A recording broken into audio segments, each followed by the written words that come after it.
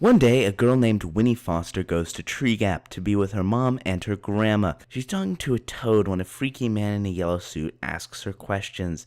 Then they hear some strange music. Anyway, later Miss fucking Autistic runs into the woods when she gets to a spring and there's a dude there and she's like, "Can I drink the disease-ridden, plague-infested groundwater?" And the dude's like, "No way, the dirty plague water's all mine." So this dude's name's Jesse Tuck. We'll just call him Plague Boy for now. Anyway, this kid's mother and brother, May and DeAndre, come, and they do the only logical thing and kidnap her and start running. Meanwhile, of course, Mr. fucking Yellow is listening, hiding in a bush.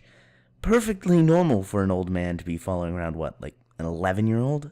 The fuck. Regardless, Plague Boy tells Winnie their story. Apparently the spring makes them live forever, and they are actually like 100 years old.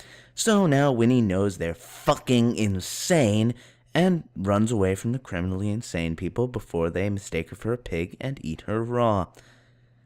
Just joking, that would be too smart.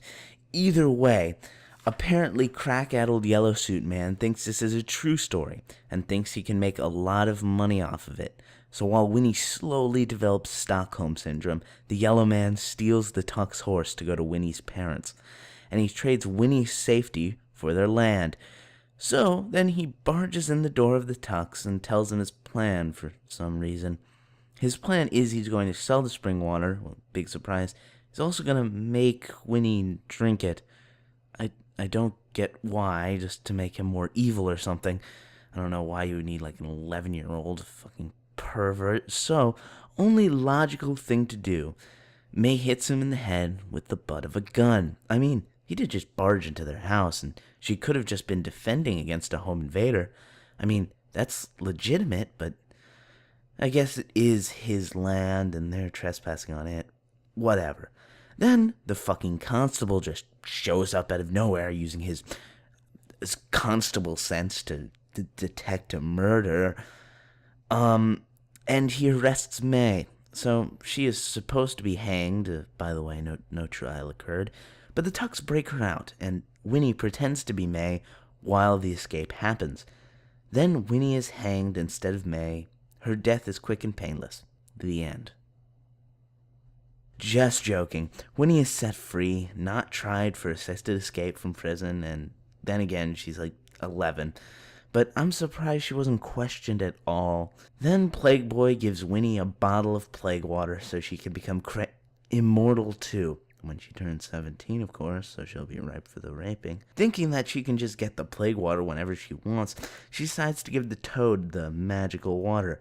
So the toad's immortal too, I guess. As for the Tuck family, after a while, the heat will grow from mere uncomfortability to pain to unbearable agony as the sun expands, boiling all of the Earth's oceans. For a few 100 million years, they may find solace in deep caves, subsiding off of aquifer water and cave bat guano. But they can't escape gravity.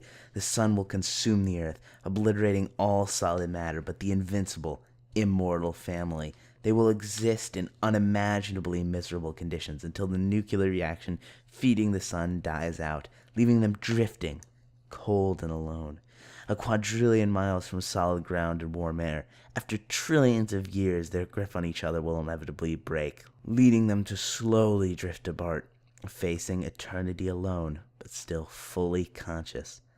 Eventually, the lights will flicker about, and they'll be enshrouded in darkness, more total and complete than any human being has previously experienced. All other matter in the universe will have decayed into energy and dispersed, at which point a vacuum metastability event would have caused a great withdrawal in the end of the universe as we know it, possibly resulting in the creation of a new universe.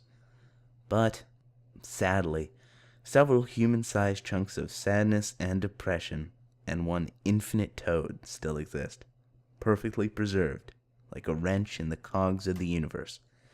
Eventually, his mind having been so void of stimuli for so long, Tuck will create a new world in his mind, with a town called Tree Gap, and a forest owned by the Fosters, and a girl named Winnie. The infinite toad is still there, or at least it was back when time had any meaning, before the decay of the last photons and the dispersion of the multi-galaxy-sized black holes.